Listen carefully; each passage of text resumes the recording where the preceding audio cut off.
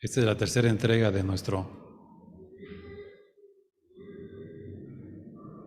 serie de mensajes.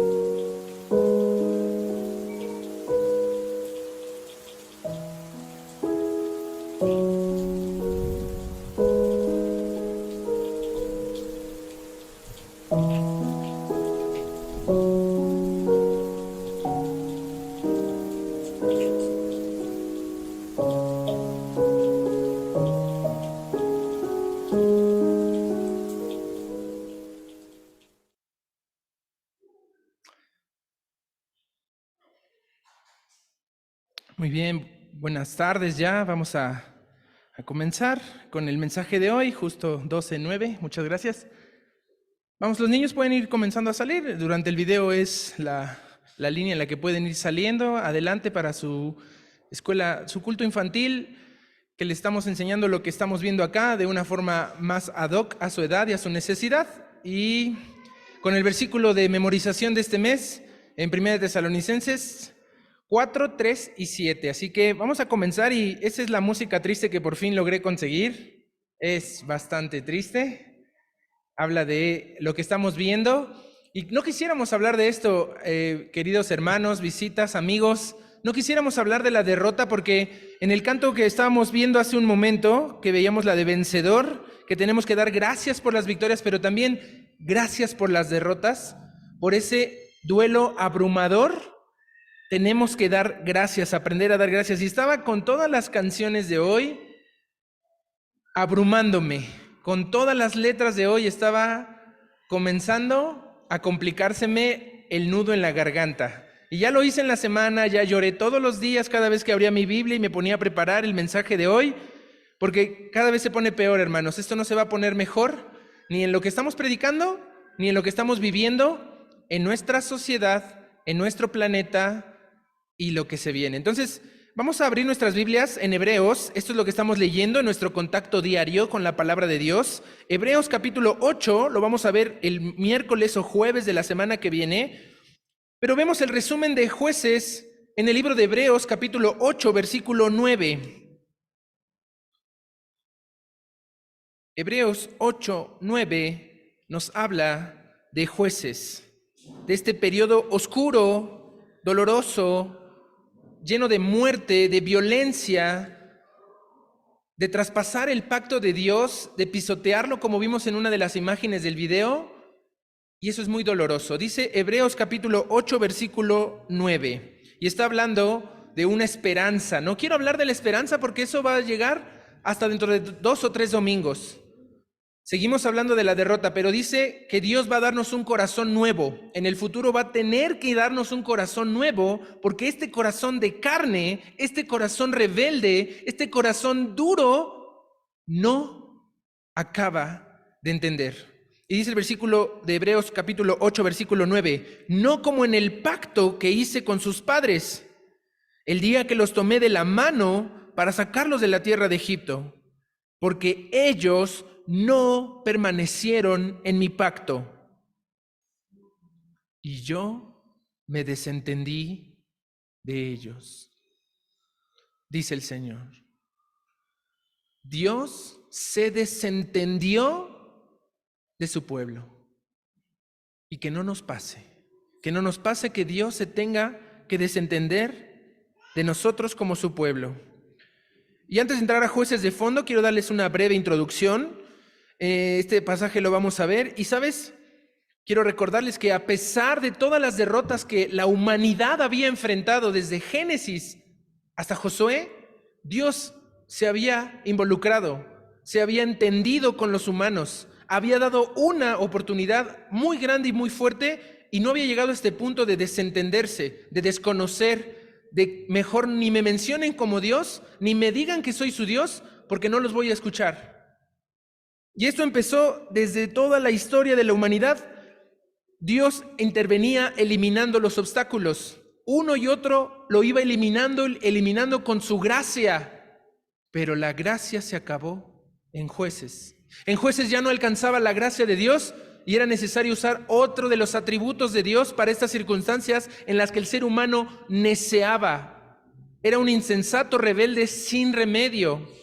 Y vamos a regresar un poco en la historia porque la bendición en Jueces ya no avanza más. El periodo de la teocracia, donde Dios gobernaba a su propio pueblo a través de su ley y sus sacerdotes, fue y marcó el fracaso absoluto de Israel. Pero recuerden que en este tiempo, en este libro de Jueces, Israel representa a la humanidad. Israel representa una pequeña fotografía, una infografía de lo que es, ha sido y será el ser humano sin Dios, sin su palabra, y peor aún, en contra de ella, pisoteándola y abusando de la gracia. Y vemos que en esta historia de fracaso absoluta de la humanidad, no era algo nuevo. En Jueces no estamos encontrando un fracaso nuevo que nunca había ocurrido. Esto ya había ocurrido casi desde el inicio de la humanidad misma, con Adán y Eva, con Caín y Abel, y con su descendencia que se corrompió de tal modo en la que ya no hubo marcha atrás. No hubo salida, no hubo opción. Y estoy hablando por Dios. Dios ya no tuvo opción, no tuvo salida, no tuvo más que destruir todo lo que Él había creado. Tuvo que terminar y acabar con todo lo que Él había planeado, porque la humanidad había destruido sus relaciones. Y al destruir sus relaciones, su familia había destruido sus gobiernos. Y al destruir a sus gobiernos había destruido por completo su sociedad. Y ahora estamos en pleno siglo XXI haciendo exactamente lo mismo. ¿Sabes cuál es la descripción de esto? Vamos rápido a Génesis capítulo 6. Génesis 6, versos 5 al 8. Es la advertencia en el pasado. Muchos toman estas partes de la Biblia como una fábula, como una epopeya, como un cuento de hadas. Pero esto, queridos hermanos, amadas visitas, esto es historia. Esto ya ocurrió y las evidencias geológicas, geográficas, científicas sobran para demostrar que algo le ocurrió al planeta y no fue un Big Bang, no fue un meteorito que destruyó a los dinosaurios. Esas son mentiras que ahora nuestros niños creen de cajón, que creemos en la televisión, que vemos en las redes sociales, pero eso es mentira. La Biblia habla que fue algo mucho más grave y mucho más fuerte. Vean lo que dice Génesis capítulo 6, versículos 5 al 8. Y vio Jehová que la maldad de los hombres era mucha en la tierra, que todo designio de los pensamientos del corazón de ellos era de continuo solamente el mal. Y se arrepintió Jehová de haber hecho hombre en la tierra, y le dolió en su corazón, y dijo Jehová: raeré de sobre la faz de la tierra a los hombres que he creado, desde el hombre hasta la bestia, y hasta el reptil y las aves del cielo, pues me arrepiento de haberlos hecho. En el Nuevo Testamento encontramos que Dios no es hombre para que se arrepienta, pero este arrepentimiento de Dios en realidad es un dolor profundo en su corazón. un sentido de ¿qué hago si esta humanidad no entiende? Y su decisión final es raer de sobre la faz de la tierra todo lo que respira, todo lo que hay aliento de vida en su nariz. Y uno se pregunta, ¿qué clase de Dios es este? Un Dios de gracia. Porque cuando Él da esta orden, Noé tenía 500 años de edad. Y por lo menos pasaron 100 años cuando la primer gota de lluvia cayó, en la que Noé estuvo predicando y diciendo, subámonos al arca. El arca no fue construida para los animales. El arca fue construida para los seres humanos, pero el arca se fue a 1/4 de su capacidad de almacenar personas.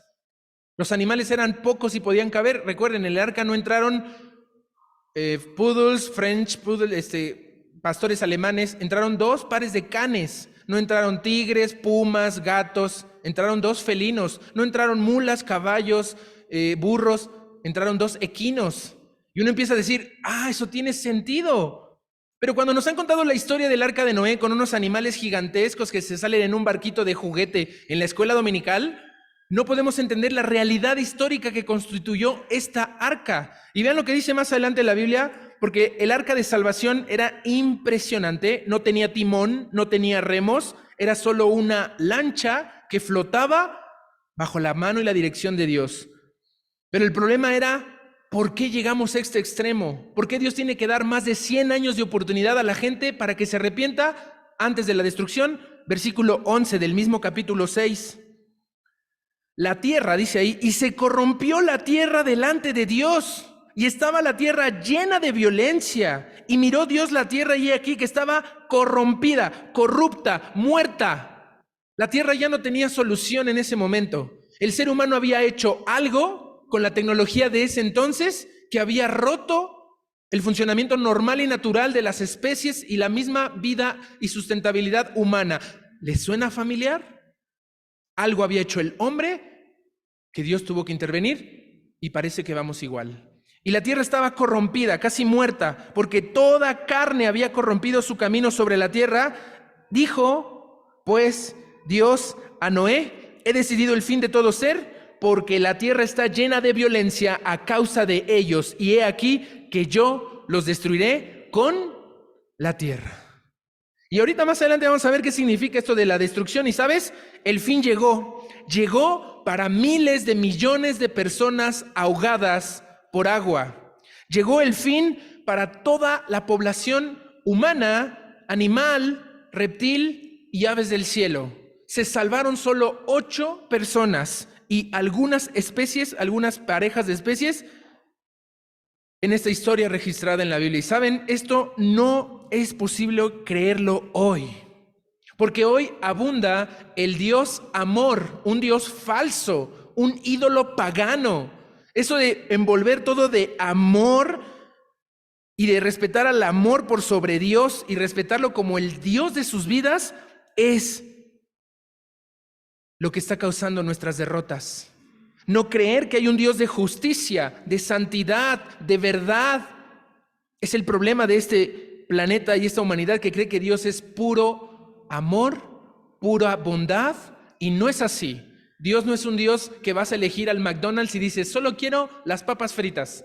Mis hijas me dicen siempre, solo quiero las papas, no quiero ni la hamburguesa, y si quiero refresco, y quiero helado, pero no quiero la carne, no quiero el pepinillo, no quiero la lechuga, no quiero el pan. Así no funciona con Dios. Dios es un Dios íntegro, perfecto, puro. Y no podemos tomar solo su amor y olvidarnos de todo lo demás que Él es. Entonces, Dios destruyó a toda la humanidad y murió de esta manera y solo se salvó 8 personas de miles de millones. Dios jamás ha actuado por cantidades. Casi siempre actúa por calidades y está preocupado por la calidad de esta iglesia, no la cantidad de sus miembros, no la cantidad de sus cultos. Queremos la calidad, queremos la excelencia y paréntesis. ¿De verdad un Dios como el que leemos en la Biblia puede ser tan cruel e inmisericordia? ¿Puede ser este Dios que se atreva a destruir a la humanidad de esta forma por agua? No. Él ya prometió que nunca más la va a destruir por agua.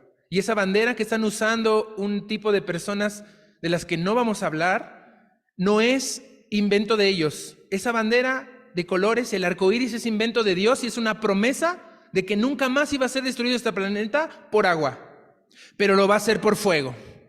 Dios ya prometió destruir la tierra de nuevo por fuego, y eso viene. Ahora bien, ¿cómo es posible que haya tanto dolor? ¿Por qué hay tanto sufrimiento? El próximo terremoto que nos agarró hace un par de semanas, en la madrugada, entre las 3 y las 4 de la mañana tembló y nadie se hubiera enterado si ahí hubiera llegado el fin. Yo ni oí la alarma, en toda la unidad hubo poco movimiento, pero imagínate que te agarra en ese momento y nos agarra a todos así. Así de frágil es esta vida y así de pronto va a llegar. Tenemos que estar listos. Pero no te pongas a ver por qué el tema del sufrimiento. No puedo hablar de eso porque esta serie nos llevaría muchos domingos más. La supuesta destrucción de parte de Dios al planeta, en realidad siempre es una purificación. En ese entonces, en el diluvio, fue con agua. Pero ahora la tierra, tan corrompida, tan llena de violencia, tan muerta como está, necesita una nueva purificación y va a ser a través del fuego. Para purificar, para renovar y para resucitar junto con la creación a nosotros y vivir para siempre con el Señor en otro estado, el estado eterno. Pero Dios tuvo que intervenir en aquel entonces y Dios tiene que intervenir hoy, pero así Dios intervino en la época de Jueces. Y sabes, en Jueces estamos viendo consecuencias. Por más amor que Dios tenga y Él sea amor, Él, y como todo en la vida, tiene un límite. El amor de Dios no es incondicional. No sé de dónde hemos sacado esta idea de que se enseña en las redes sociales, en la televisión, pero que ha entrado a nuestras congregaciones y hemos creído que el amor de Dios es incondicional. Y no es así. Ni siquiera nosotros como seres humanos podemos dar ese amor incondicional. No lo damos. Es como creer que la membresía del Costco o la del Sam's es incondicional. No hay condiciones y puedo disfrutar de la membresía. O cuando inscribo a mis hijos en la escuela o me inscribo a un curso o taller, que no hay condiciones. O cuando entro a un club deportivo y tengo mi tarjeta de miembro y puedo entrar sin condiciones, no es cierto. Vean en la vida real que no hay condiciones. Imagínense un seguro de auto sin condiciones. Manéjalo como quieras, a la velocidad que quieras, haz con él lo que quieras y te pagamos todo. Martín, ¿existe algo así? No existe algo así. Un seguro de vida sin condiciones no existe. Un matrimonio sin condiciones no existe. No hay negocios y tratos sin condiciones. ¿De dónde sacamos la idea de amor incondicional? De esa mentira sutil y que poco a poco se va colando porque no leemos la Escritura, porque no sabemos la clase de amor que Dios es. Dios es amor. Y tenemos que entender el equilibrio perfecto en la que Dios es amor, pero es santo. Es misericordioso, pero es justo. Es bondadoso, pero es santo, santo, santo. Entonces, esto de creer en eso es como, ¿qué se aprendió del diluvio? Nada. Nada se aprendió del diluvio. Vean lo que dice Mateo 24. Vamos a Mateo 24, por favor. No pierdan Jueces. Sí, vamos a hablar de Jueces. Ya voy llegando a la introducción. Ya voy acabando mi introducción, ¿verdad? Espérenme.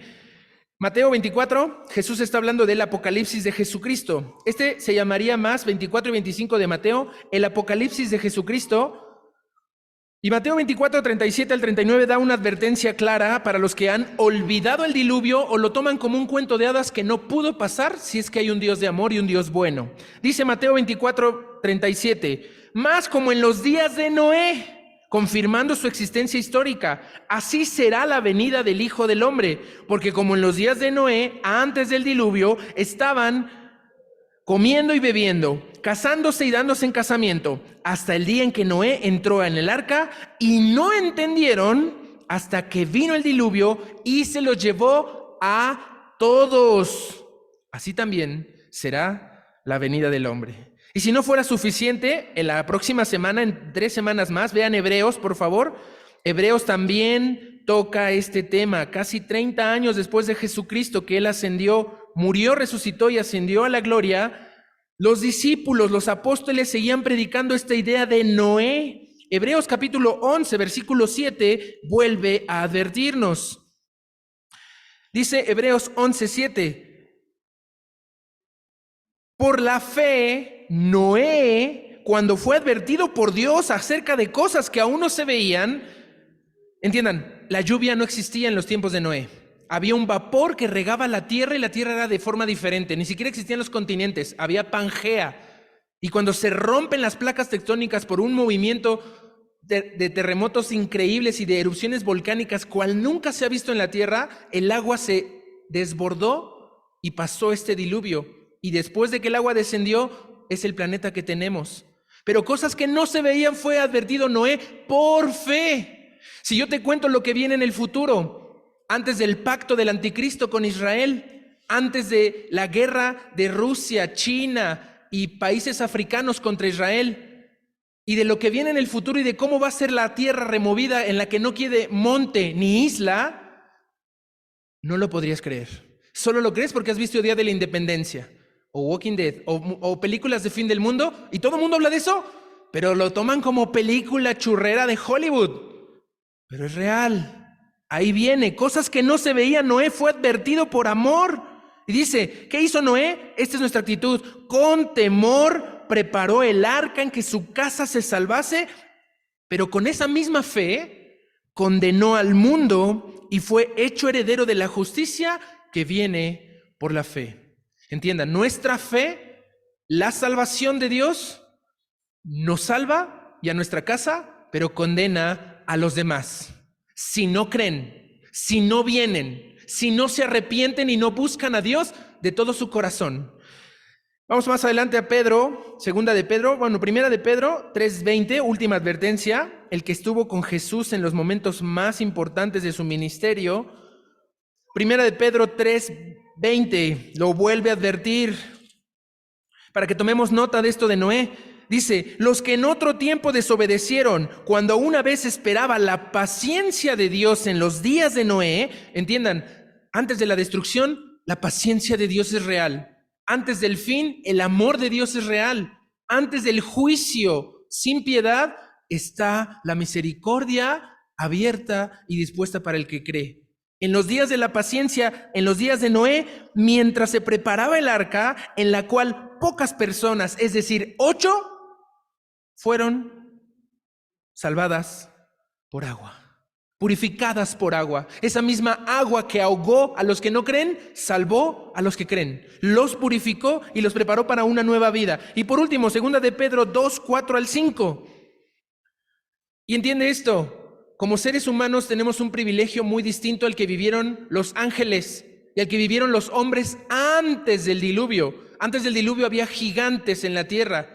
Las condiciones humanas eran otras, diferentes a los humanos de ahora. La misma raza humana, pero degenerándose, degradándose, corrompiéndose cada vez más, aunque con la ciencia y la tecnología hemos vuelto a recuperar la largura de días, la comodidad y muchas cosas, perdimos algo con esos hombres. Vean lo que dice acá y pongamos atención. Segunda de Pedro 2:4, porque si Dios no perdonó a los ángeles que pecaron, sino que arrojándolos al infierno los entregó a prisiones de oscuridad para ser reservados al juicio, y no perdonó al mundo antiguo antes de Noé, sino que guardó a Noé, pregonero de justicia, con otras 7 personas, trayendo el diluvio sobre el mundo de los impíos. Dios no perdonó a sus ángeles, Dios no perdonó al mundo antiguo. Dios no va a perdonar al que no cree, al que no entiende, al que no recibe su palabra. Así que la advertencia de Noé es clara. Vámonos a la historia, pero antes vamos a orar. Y vamos a ver la condición. Antes de orar, vamos a Josué 24. Entendamos el pacto que Dios estableció con su pueblo. Josué 24, 19 al 21. Nos dice claramente qué les pidió Dios. Dios les pidió solo una cosa y fue la que rompieron. Dios había pedido una sola cosa a Adán y Eva: no coman del fruto. Y comieron.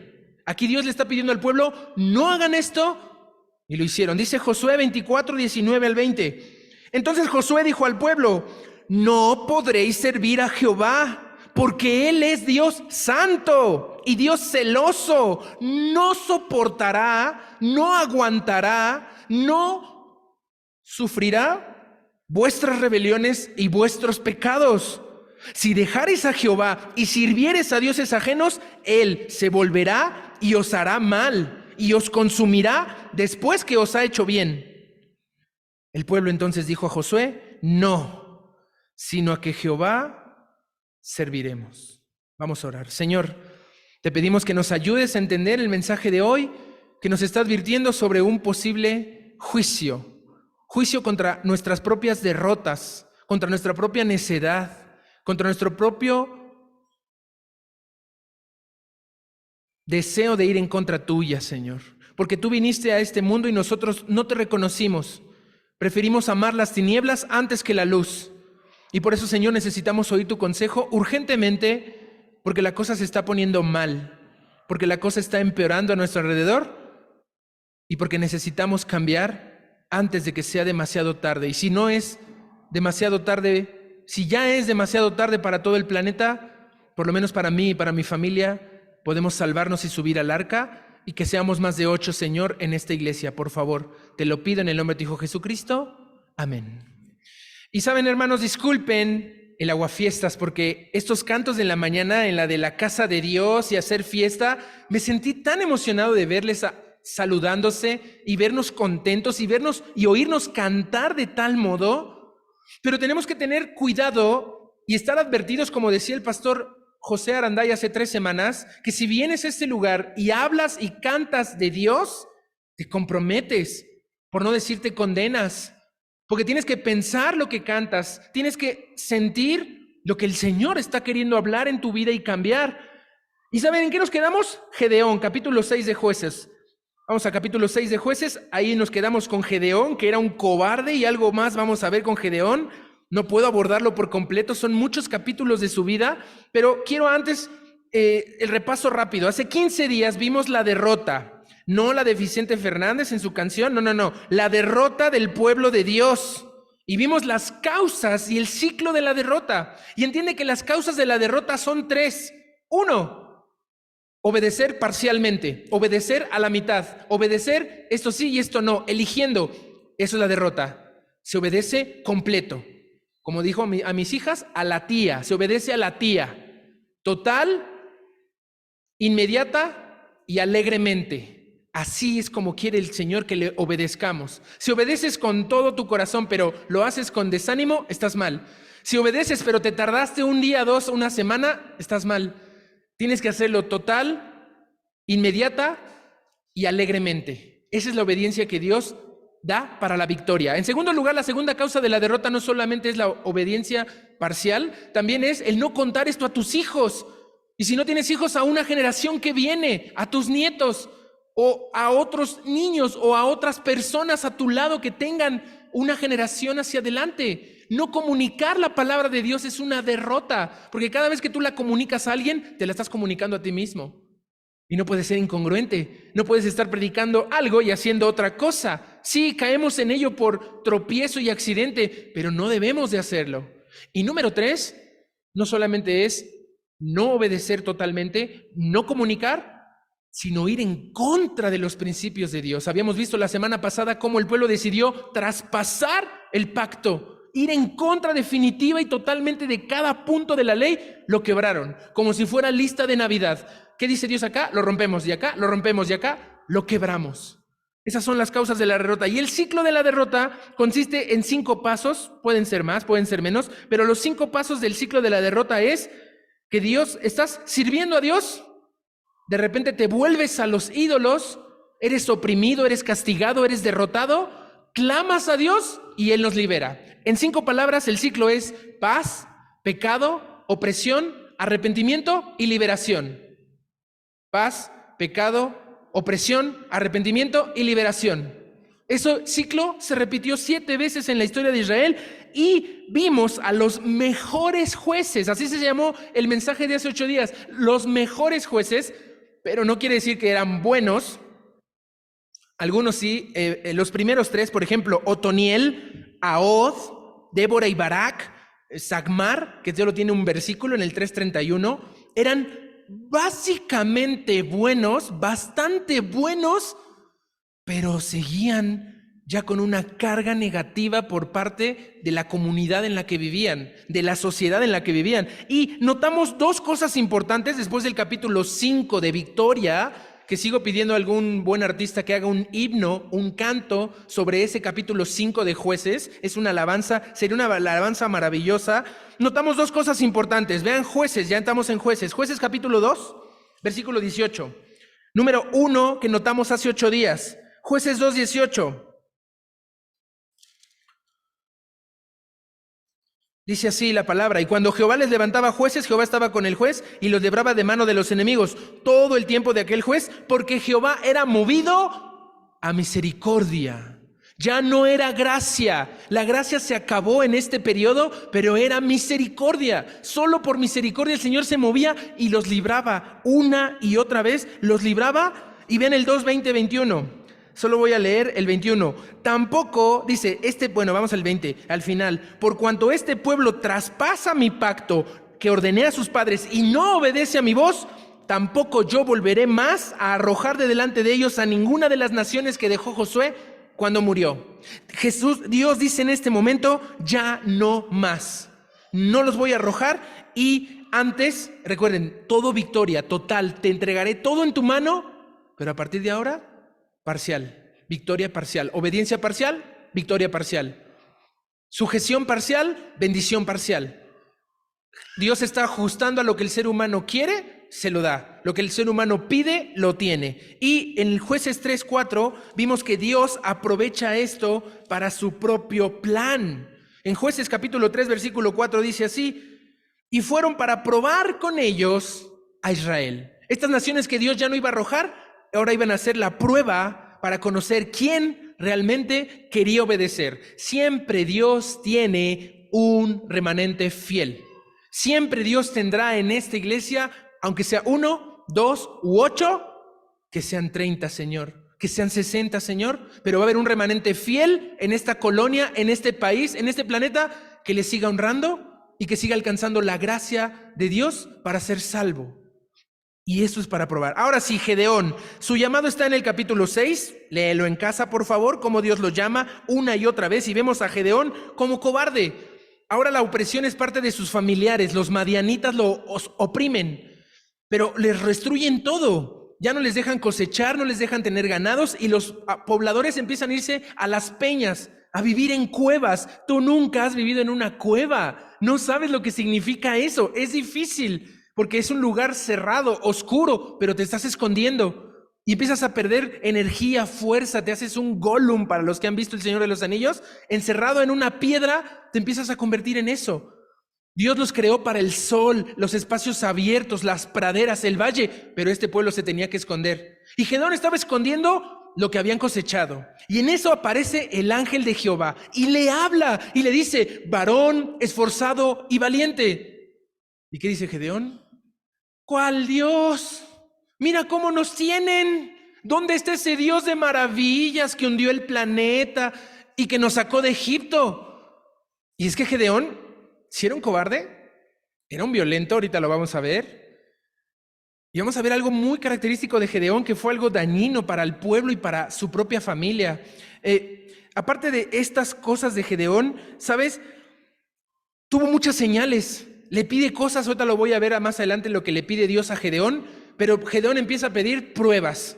Señor, quiero poner un trapito en el suelo y quiero que el trapito esté mojado y todo lo demás seco. Y se lo cumple Dios. Pero duda y dice: Señor, para confirmar, y así veo a varios de nosotros, mis hermanos, ¿será Dios el que me dijo que debo honrar a mis padres? A ver, Señor, si mis padres me hablan bien, los obedezco.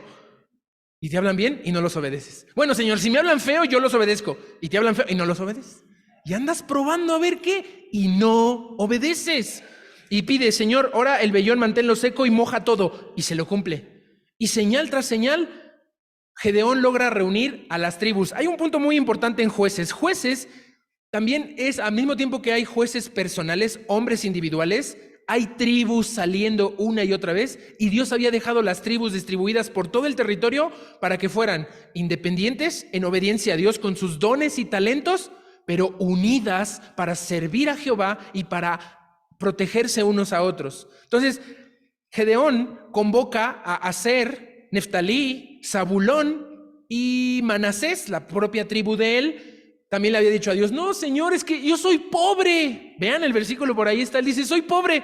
Y además soy el más chiquito, el más joven y el más inmaduro y menso. Y dice Dios, le iba a recordar la de Moisés, pero dijo, Gedeón, varón, valiente y esforzado. Y pone excusas, pero el Señor le demuestra que lo quiere. Junta un ejército de 32,000 y el Señor dice, érate Gedeón, ustedes podrían solos derrotar a esos madianitas y no se van a llevar esta victoria. Se han animado, se han esforzado, están emocionados, pero no. Pregúntales a estos 32,000, ¿quién quiere ir a la guerra? ¿Vamos a ir a la guerra? ¿Vamos a enfrentar al enemigo? ¿Quién tiene temor? Si alguien tiene una pizca de temor, regrésese a su casa. Y se van 22,000. Y quedan 10,000. Y dice el Señor, son demasiados, ponlos en el agua. Si ves a uno que se inclina y lame el agua, esta actitud de lamer el agua era una persona que estaba activa, vigilando, no se distraía solo en el agua, sino que estaba viendo que como un ciervo lo hace, como en los National Geographic que ves al que está acercándose al agua y está viendo, solo 300 pasaron la prueba y dices, Dios, con esos 300 te doy la victoria. Y hacen una estrategia, los salva, Gedeón por fin libra del enemigo, pero vean lo que pasa en el capítulo 7. 7 y 8 son las conquistas. Jueces 8:13, me tengo que saltar todo eso, vamos a verlo después, pero Jueces 8:13 dice así. Es una prueba más, me la voy a saltar porque es la prueba en la que le dice, Gedeón, si todavía no crees, ve lo que dice, Versículo 10 del 7, Jueces 7:10 dice así, si tú tienes temor de descender, todavía Gedeón después de las muestras está con temor. Y él desciende al campamento y oye que los madianitas ya tienen miedo, ya tienen sueños y están sabiendo que Gedeón va a enfrentarlos. Pero ahora sí vámonos al 8:13 y dice así, entonces Gedeón después de la victoria, después de lograr obedecer a Dios, hijo de Joas, volvió de la batalla antes que el sol subiese, tomó a un joven de los hombres de Sucot y le preguntó, y él le dio escrito los nombres de los principales y los ancianos de Sucot, 77 varones. En medio de la guerra, estos pobladores de Sucot desconfiaban de Gedeón, pero desconfiaban de Dios. Y no quisieron ir a la guerra, no se quisieron arriesgar su pueblo, sus campañas, sus mujeres, y dicen, no vamos a la guerra. Gedeón regresa y le dice a un joven, oye, ¿quiénes son los líderes de este lugar? Y anotan 77 hombres. Gedeón junta espinos, abrojos, los pone en el suelo y los arrastra matándolos en el proceso. Y eran parte de su pueblo. Esto es otro de las aventuras de un juez que se pone a hacer cosas que Dios no mandó. Tenía que haberlos castigado, sí, tenía que haberlos reprendido, sí. Pero usar de las estrategias de afuera para castigar al propio pueblo, pastor, no anote esa técnica de espinos y abrojos y arrastrar, no funciona, no es de Dios. Dios no quiere la destrucción de su pueblo, quiere que el pueblo entienda y cambie. Pero Gedeón hace esto y no solo eso. Vean lo que hace adelantito derriba, destruye a estos ancianos, derriba la torre, mata a los de la ciudad. Y vean lo que dice el 19. No, vamos al 21. 20. Y dijo a Jeter, su primogénito. Gedeón está en la guerra y tiene a su hijo Jeter en la guerra y le dice, mátalos. Como queriendo mostrar una hombría, como queriendo educar a su hijo en la guerra de esta forma, que matara a Seba y Salmuna, los reyes de Madián. Pero este chico era aún muchacho. No estaba listo para esto. Era un honor de guerra, pero el chavo tenía temor. Sabía que lo que estaba haciendo su padre no era del todo correcto. No era lo que Dios había establecido en su palabra. Y se detiene y los reyes empiezan a provocar a Gedeón. Le dice, levántate tú y mátanos, porque como es el varón, tal es su valentía. Y esto ya no viene de Dios. Esto es un enredo entre humanos y tribus y violencia tras violencia. Y Gedeón los mata.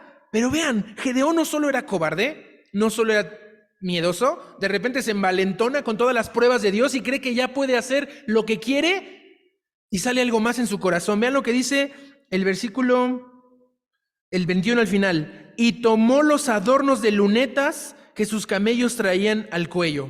No eran dulces, eran unas joyas artesanales, pero funcionaban como unos amuletos mágicos. Y Gedeón los toma para sí. Gedeón era supersticioso. Sí oía a Dios, sí veía al ángel de Jehová, sí creía en sus milagros, pero quería un segurito por si fallaba. Quería conservar ahí su altarcito por si Dios no se ponía de buenas. Quería conservar algo y no destruir por completo todo rastro de maldad y de idolatría, y se guarda estas lunetas, estas joyas mágicas, místicas, pero por pura superstición, no por obediencia. Nadie le pidió que tocara eso, nadie le pidió que hiciera este espectáculo de asesinatos múltiples. Y vean el 22, después de ver estas valentías que se atrevía a hacer este Gedeón, ahora lo quieren hacer el Señor y le dice en versículo 22, y los israelitas dijeron a Gedeón, sé Señor nuestro, tú y tu hijo y tu nieto, pues que nos has librado de mano de Madián. Mas Gedeón respondió, por más violento, cobarde, supersticioso que era, entendía claramente que Dios había dicho, no quiero un rey. Dice ahí Gedeón, versículo 23, no seré Señor sobre vosotros, ni mi hijo, ni mi nieto. Aquí no se trata de dinastías, ni de reinos. Jehová señoreará sobre vosotros. Gedeón confirma el gobierno de Dios, que Dios era el rey y a quien se debían de sujetar. Pero, versículo 24, les dijo Gedeón, quiero hacerles un favorcito, o sea, ya les libré, ya me arriesgué, pues móchense, cáiganse y vean lo que les pide. Quiero hacerles una petición, que cada uno me dé zarcillos de su botín, pues traían zarcillos de oro porque eran ismaelitas, y ellos respondieron, de buena gana te los daremos, y teniendo un manto echó allí cada uno los zarcillos de su botín, y el peso de los zarcillos de oro que él pidió, 1,700 siclos de oro, 20 kilos de oro. Sin las planchas, los joyeles vestidos que traían los reyes de Madián, y sin los collares que traían sus camellos al cuello. Y Gedeón hizo de ellos un efod, el cual hizo guardar en su ciudad de Ofra. No sabemos la forma de este efod, es una figura, una imagen, un amuleto, un altarcito, una estatuilla, una estampita en su cartera, no lo sé. Pero vean lo que hizo el pueblo. Y todo Israel se prostituyó tras de ese efod en aquel lugar y fue tropezadero a Gedeón y a su casa, a su nación y a todo el país.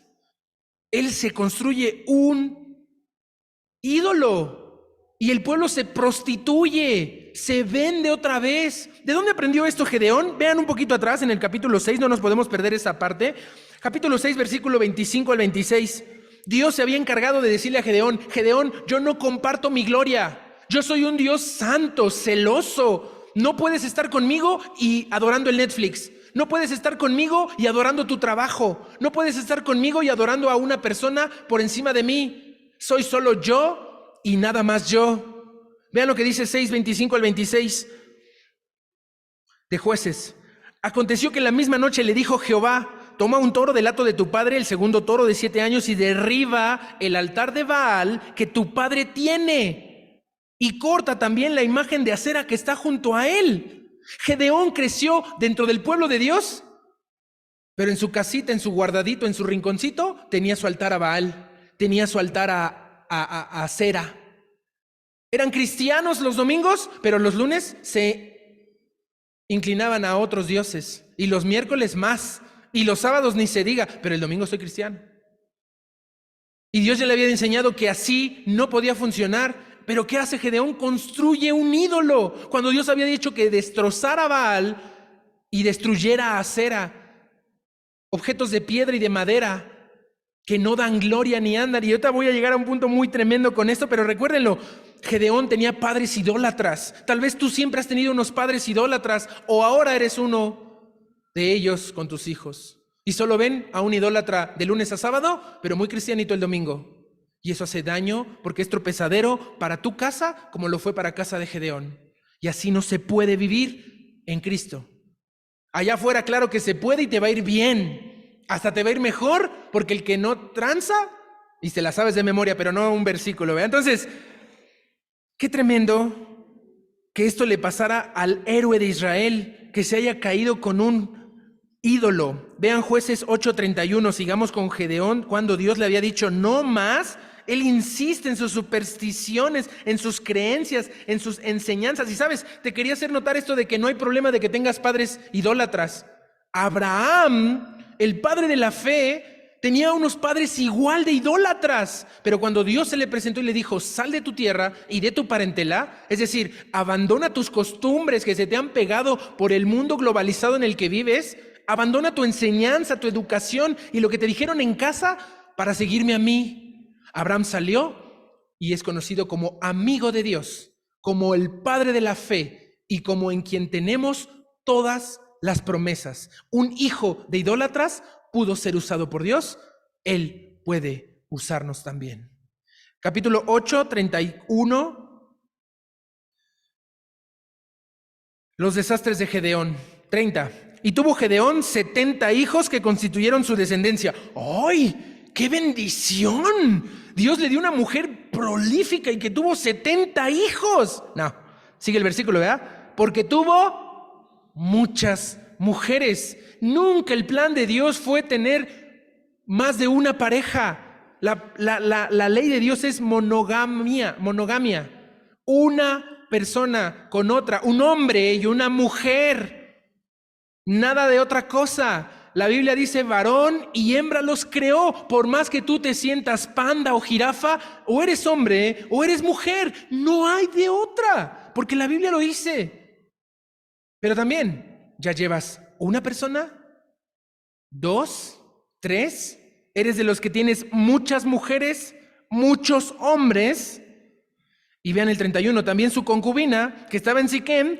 Gedeón andaba con 2 frentes, su casa aquí, pero su concubina ya en Siquem, le dio un hijo y le puso por nombre Abimelec. Y Gedeón murió en buena vejez. Y bueno, pero aconteció que cuando murió Gedeón, los hijos de Israel volvieron a prostituirse yendo tras los Baales y escogieron por Dios a Baal-Berit. Escogieron por Dios a Baal-Berit. Sabiendo que había el Dios de gloria, Jehová, lo rechazan y escogen un nuevo Dios. Baal-Berit ahora va a ser nuestro Dios. Y no se acordaron los hijos de Israel, Jehová, su Dios, que los había librado de sus enemigos, ni se mostraron agradecidos con la casa de Jeroboam, el cual es Gedeón, conforme a todo el bien que le había hecho Israel. Capítulo 9 habla de Abimelec, el hijo de la concubina. No les voy a leer, lean la historia, es tremenda, porque este hijo de la concubina cita a sus 70 hermanos, vamos a hacer fiesta, hermanos, ustedes son buena onda, y los asesina a todos en una piedra. Va pasando a uno por uno e imagínate el espectáculo, fue una ejecución pública. Pasó a sus 70 hermanastros por cuchillo. Los amarró, no me imagino la escena, no me imagino cómo lo pudo hacer solos. Cuentan que este Abimelec era un canalla, era un barbaján, y esto empieza a empeorar porque ahora los hombres de Dios son solo de esa clase. Barbajanes, patanes y canallas que asesinan a 70 personas como si fueran chicles. Como si fueran nada. Mata a sus hermanos. ¿Por qué? Porque eso aprendió de los de afuera. ¿Cómo me quedo con el reino? Matando a los hermanos. Y clásicas historias que conozcas en la televisión sobran. Matando a sus 70 hermanos, pero uno huyó. Jotam huye y se levanta y dice, ¿cómo estamos permitiendo esto en el pueblo de Dios? Nadie lo escucha, se queda apartado y Abimelec hace de las suyas. Abimelec no es un juez. He escuchado a predicadores enseñando a Abimelec como si fuera un juez, pero él no lo fue, a él no lo llamó Dios, él solito se puso frente al pueblo, pero no era un juez, y se llama en la Biblia la tiranía de Abimelec. Y después de hacer esto, siguió conquistando ciudades, castigando, y muere. Una mujer le arroja desde una muralla una piedra de molino, le cae en la cabeza, le rompe el cráneo, y su machismo, su ferocidad, su violencia, no puedo describir lo que era esta persona. Abimelec fue complicado, pero no quería ser muerto por una mujer y le pide a su escudero que lo mate y el escudero lo mata para acabar rápido. Muerto el perro, se acabó la rabia, ¿verdad? pero no fue así en este caso. Capítulo 10. Y antes de ir al capítulo 10 de Jueces, quiero que vayamos a entender cómo llegamos a este punto en la vida del pueblo de Dios. Primero Romanos capítulo 1, 21. Romanos 1, 21 nos va a dar una clave vital y luego vamos a ir a Efesios. Ya estoy sobre el tiempo, me quedan 12 minutos. 12 minutos, me quedan perfectos para cerrar. Romanos 1, 21 dice cómo empieza a haber esta degradación espiritual, degradación cultural, degradación humana en todo su sentido. Lo que estamos viendo en el libro de Jueces es una degradación sin freno, una caída estrepitosa a la derrota. Y esto significa muerte, enfermedad, dolor, desgracia, tragedia. Vean lo que dice Romanos 1:21. Pues habiendo conocido a Dios, que esa es la peor desgracia, que habiendo conocido a Dios, no le glorificaron como a Dios, ni le dieron gracias, sino que se envanecieron en sus razonamientos y su necio corazón fue entenebrecido. Cuando un corazón está oscuro, corrupto, es porque en primer lugar no le dio gracias a Dios ni a nadie y no le glorifica a Dios por lo que le conoce. Y tenemos que tener cuidado de eso. Vean Efesios capítulo 4, donde vuelve a aparecer esta palabra entenebrecido. Efesios 4, 17 al 19, nos habla de este proceso de degradación del que debemos de cuidarnos, del que debemos estar atentos en cuál vamos. Si ya estamos en ese camino de degradación, si ya empezó a afectar a alguno de nuestros hijos o familiares, y cómo poder detenerlo. Vean lo que dice Efesios 4, 17 al 19. Esto se lee como disco al revés. Hay un mensaje subliminal y ahorita se los voy a enseñar, pero vean cómo está Efesios 4, 17 al 19. Lo leo como está en la Biblia. Esto pues digo y requiero en el Señor, que ya no andéis como los otros gentiles, que andan en la vanidad de su mente, teniendo el entendimiento entenebrecido, ajenos de la vida de Dios por la ignorancia que en ellos hay, por la dureza de su corazón, los cuales después que perdieron toda sensibilidad, se entregaron a la lascivia para cometer con avidez toda clase de impurezas. Y uno dice, ay no, jamás en la vida como yo. La cosa empieza al revés. No empieza del 17 al 19. Tu corazón se entenebrece y te apartas de Dios y vives como un gentil, empezando del 19 para atrás. Vean lo que dice el 19. El 19 dice, se entregaron a la lascivia para cometer con avidez toda clase de impureza. Eso es lo primero que está pasando. Nos entregamos a la lascivia. Y la lascivia no solo es un acto mental de imaginación. Son actos carnales, materiales y físicos que nos contaminan, que nos pudren, que nos cambian el orden natural de las cosas. Y ya no es solo con el sexo opuesto, sino con lo que se deje, se mueva o quiera. Y se entregan a cometer con avidez toda clase de impurezas. Y este es el paso 1. Esto está pasando ya en nuestra sociedad. Ya ahorita, ¿qué tiene de malo? ¿Qué tiene de...? No sean exagerados, pero ya el nivel de perversión está terriblemente mal. Primero. Segundo paso, ¿qué pasa después de que te entregas a la lascivia? Pierdes toda sensibilidad. Estando en la lascivia, estando en la impureza, ya no eres sensible, ya no escuchas, ya no respondes, ya no cambias. ¿Y qué sigue después de perder la sensibilidad? Se endurece tu corazón. Versículo 18 al final. Vamos en reversa. Te entregas a la lascivia, pierdes sensibilidad, se endurece tu corazón, ignoras la vida de Dios, estando ajeno a todo lo que es Dios, estás ajeno a Dios, tu entendimiento se entenebrece y solo estás en la vanidad de tu mente. Y por último, ya no oyes nada de lo que dice Dios. Funciona en ambos sentidos. Puedes empezar no oyendo a Dios y andando en la vanidad de tu mente y llegar hasta cometer toda clase de impurezas, o puedes empezar cometiendo toda clase de impurezas, perdiendo la sensibilidad, endureciendo tu corazón, estando ajeno de la vida de Dios, entenebreciendo tu entendimiento y estando en la vida vanamente. Regresemos a Jueces. Dejen ahí Efesios, vamos a volver. Jueces. Jueces capítulo 10. Se salvan 2 jueces más o menos porque son los malos, pero vamos a entrar a los peores. Dentro de 8 días regresamos con los peores jueces. Lo que les he contado hasta ahora no es lo peor, es lo medianamente malo. Lo peor viene dentro de 8 días. los mejores jueces fueron hace 8 días, los malos jueces son hoy, dentro de 8 días son los peores jueces. Capítulo 10 de Jueces nos habla de 2 jueces más que se medio salvan. En primer lugar, Tola, dice de Tola, 2 versículos y nada más, no dice nada de él. Él parece de los medio buenos, pero Yair, vean lo que dice de Yair 10:4. Este tuvo 30 hijos. Eso de que una mujer tenga 30 hijos o 70 no es real. Para tener tantos hijos, ¿qué necesitas tener? Muchas mujeres. Y es un símbolo y es un signo en la Biblia de perdición, de algo que ya no está bien. Y tenían 30 ciudades, sobre 30 asnos, que se llaman las ciudades de Yair, y murió Yair. Eso de acumular riquezas, posesiones y tener tanto que no te lo puedes gastar en 1 o 2, en 20 vidas, tampoco Dios lo aprueba. Pero ya son la clase de jueces que nos quedan. Y por último, chequemos cómo cerrar este material. Y tengo una frase que decirles que quiero que la anoten por ahí o la tengan en su memoria. Israel ya no conoce el carácter de su propio Dios. Ya había elegido al Dios Baal Berit, ya se había ido en pos de otro Dios, pero ya no conoce ni reconoce quién es Dios.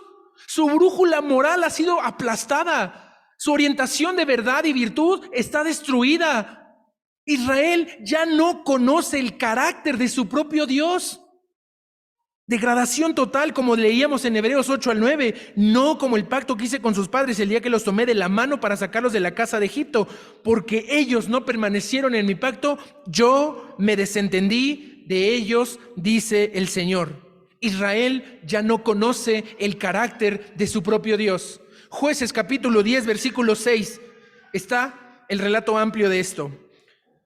Pero los hijos de Israel volvieron a hacer lo malo ante los ojos de Jehová y sirvieron a los Baales y a Astarot, a los dioses de Siria, a los dioses de Sidón, a los dioses de Moab, a los dioses de los hijos de Amón, a los dioses de los filisteos, y dejaron a Jehová y no los sirvieron. Y se encendió la ira de Jehová contra Israel y los entregó en mano de los filisteos y en mano de los hijos de Amón, los cuales oprimieron y quebrantaron a los hijos de Israel en aquel tiempo 18 años. A todos los hijos de Israel que estaban del otro lado del río del Jordán, en la tierra del amorreo que está en Galad. Los que no quisieron entrar a la tierra, Rubén y Gad, que dijeron, nos quedamos de este lado con Moisés, son los primeros en caer. Ya no podían liberarse, no había cómo protegerse de todo el asedio de las naciones que Dios había dejado. Y los hijos de Amón pasaron el Jordán para hacer guerra también contra Judá y Benjamín y la casa de Efraín, y fue afligido en gran manera. Entonces los hijos de Israel clamaron a Jehová diciendo, ya no la sabemos. ¿Pecamos? ¿Nos arrepentimos? Clamamos y Dios nos libra. Pero vean, aquí hay una desgracia. Y esto es lo más triste y horrible que pasa en la Biblia. Si ya hemos visto algo horrible, esto lo supera. Versículo 11. Y Jehová respondió a los hijos de Israel. Bueno, le dice, nosotros hemos pecado contra ti, porque hemos dejado a nuestro Dios y servido a los Baales. Y Jehová responde a los hijos de Israel, ¿no habéis sido oprimidos de Egipto, de los amorreos, de los amonitas y de los filisteos, de los de Sidón y de Amalec y de Maón, clamando a mí, y no os libré de sus manos? ¿Qué no se acuerdan cómo siempre los he librado? ¿Por qué se esperan 40 años? ¿Por qué se esperan 18? Versículo 13.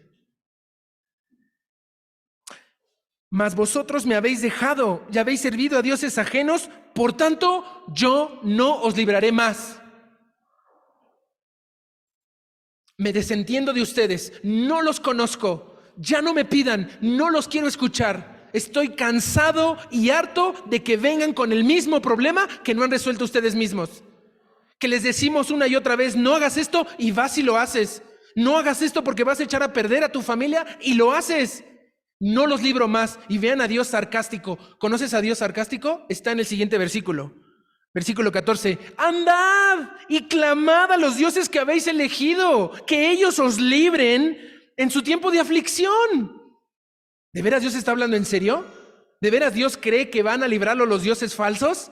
No, Él sabe que son madera, yeso, estampas y cuadros en sus casas, que no salvan, que no ven, que no oyen, que no entienden. Pero les dice, para que entiendan, córranle, a ver, clámenle a los que andaban adorando. Ya me intercambiaron y ahora sí vienen con el bueno cuando no les funciona su chafa Dios que eligieron. Pues ya no los libro más, me desentiendo. Versículo 15. Y los hijos de Israel respondieron a Jehová: ¿hemos pecado? Haz tú con nosotros como bien te parezca, solo te rogamos que nos libres de este día. Israel ya está diciendo: ya, acaba con esto. Haz lo que quieras con nosotros, reconocemos nuestro pecado, líbranos una sola vez más. Israel ya no conoce el carácter de su propio Dios. ¿Se imaginan que un día se oyera: siervo fiel ya no conoce el carácter de su propio Dios? O tal vez ya se ha oído acerca de este mismo lugar: siervo fiel ya no conoce el carácter de su propio Dios. ¿O qué tal si de nuestros lugares de donde venimos o de nuestras propias personas, qué tal si se oye: Misael ya no conoce el carácter de su propio Dios, Hugo ya no conoce el carácter de su propio Dios, Manuel ya no conoce el carácter de su propio Dios? Pon tu nombre ahí. Ya no conoce el carácter de su propio Dios.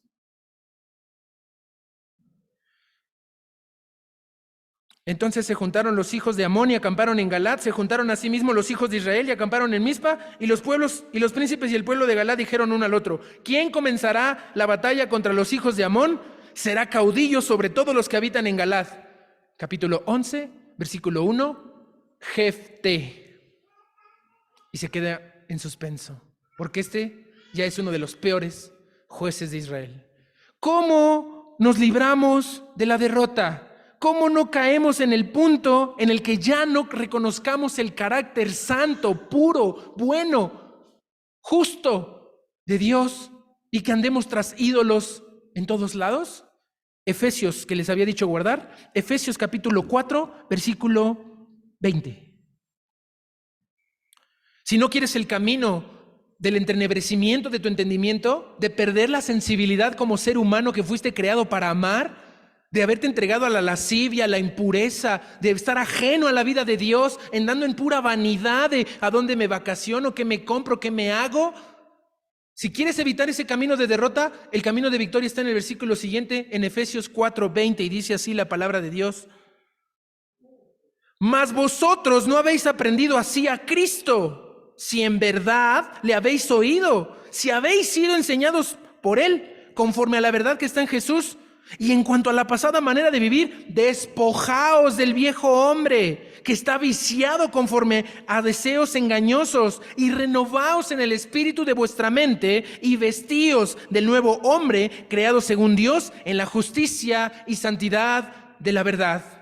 Justicia y santidad de la verdad. 3 palabras: justicia, santidad y verdad. Analiza en tu vida si hay esto. ¿Hay justicia? ¿Eres justo con tu familia? ¿O solo provees pero no te entiendes de ella? ¿Eres santo con tus relaciones? ¿O solo los utilizas hasta que se aburran de ti y te dejen? ¿Eres verdad o estás en el engaño? Y cuando habla de despojarse, no te puedes poner el uniforme de Dios sobre el uniforme del diablo.